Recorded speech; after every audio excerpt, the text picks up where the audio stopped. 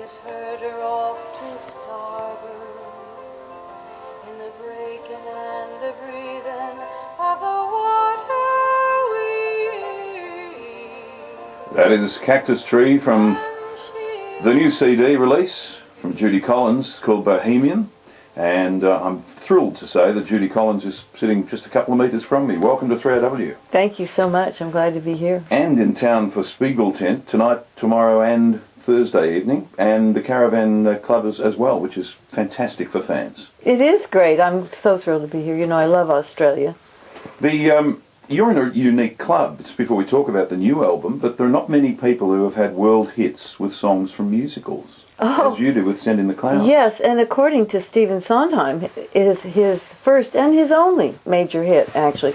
He's told people that he doesn't write hits, but he did in my case, so I was very excited. Send in the Clowns was a very big worldwide hit, as you said, and it still is, it attracts the same kind of attention. It's a beautiful song. As was Amazing Grace and Both Sides Now. Yes, world hits. Thank you for reminding me. I'm going to tell my agents.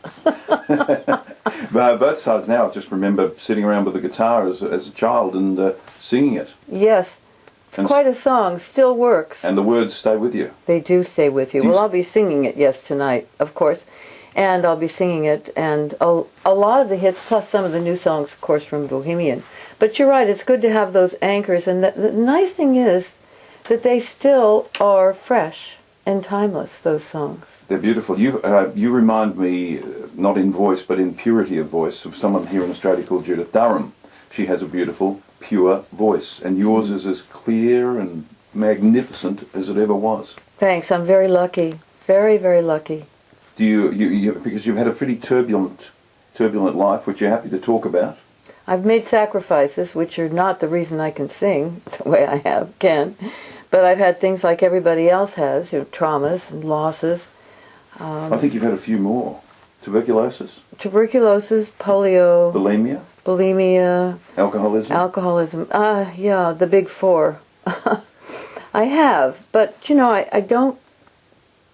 I've been fortunate to get through those. Even thinking back in the years when I had polio, I got polio in 1950, the big year for polio, I think around the world, and fortunately had no results. I don't have any limps, I don't have any problems, and I don't know what they did in those days. And then I had, of course, the tuberculosis. I was lucky because if I'd had it in the previous years, I would have had to go to Switzerland or something for a year.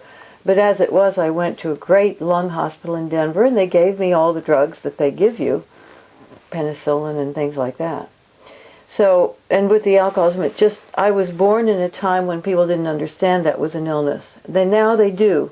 But when I got sober in 1978, there was still no kind of popularity contest about going on Oprah and talking about your addictions and going to treatment. So it was a hard, long slog with the alcoholism for 23 years, but I did it, and I kept working, which is, again, quite a big miracle. If you've had someone in the family who has had a problem with alcohol, are you predisposed to perhaps being in that situation yourself?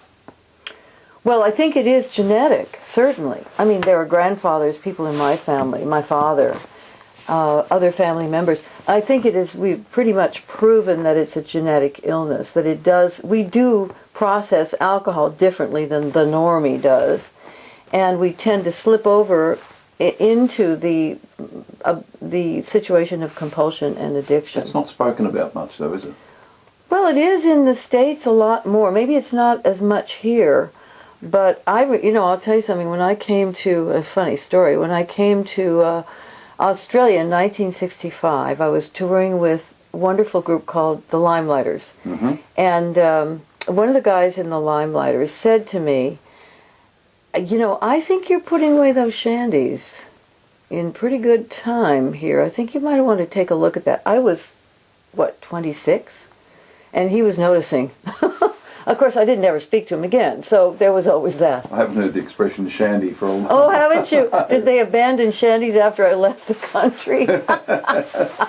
Still a wonderful drink. Yeah, how long since you had a drink? 1978, so it's 33 years now. And of course, you have to be vigilant. As far as family members go, I thought your question was going to be a different one. What do you do? And of course, the thing is you get some help for yourself because it's a family illness. It's not just relegated to the one person who's drinking. It affects the whole family. So you have to try to pick up the hotline, talk to somebody who knows about these things, and try to get a little help. Because it will do damage in the family, and it certainly has done in my family. I had experiences all the while making records, touring. The only time I didn't tour was that year I got sober. And otherwise I've been out. I do about 100, I want to say 1,000. I do about 100 shows a year. It only feels like 1,000 sometimes. Right. But was that difficult for you when you just, I presume you went cold turkey, and was that a crutch for you going on stage, as it can be? No, I didn't drink when I worked. I mean, I drank afterwards, of course. And then in the last year, which I had no control over, I had to drink on stage. That was a nightmare. And I was also having a lot of problems with vocal problems. It affected my life. I had a wonderful son who I lost custody of, not because of my drinking, but because I was in therapy, according to my lawyers. But that was a difficult time, and I did manage to see him a lot, but it was very hard on both of us. And then his alcoholism and my alcoholism, that was quite a duet that we had going on there. So it does create problems in family, but you know what the nice thing is about it? There is a solution. And even my son, who is a tragic story because he did get sober, and what a joyful 7 years that was. I mean, that was like, so he was sober for 7 years. Landing on the top of the mountain and having all the great things happen that you hoped for, because I was sober and he was sober. What a dream come true. And then he relapsed, and then he took his life. In the case of Clark, that was in his family. We had a suicide. His father's side of the family had a suicide. And so, in a way, you can say, well, in some ways it's to be expected. Maybe had someone known something or talked about, but you can't, there are no guilts in suicide, so you don't know what might have happened and how anything might have changed that. Which brings us to Bohemian. There's so much of your 50 years of performing and all those experiences that come out in this album.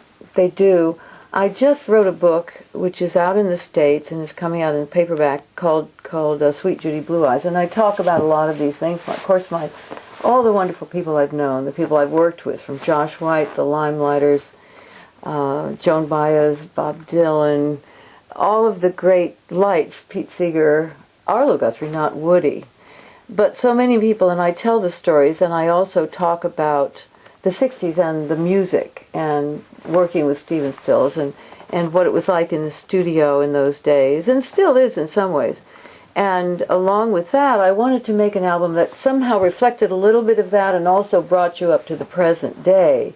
So in the album, of course, you played a little bit of Joni Mitchell's great song, Cactus Tree, which is a duet, turns out to be a duet with Sean Colvin.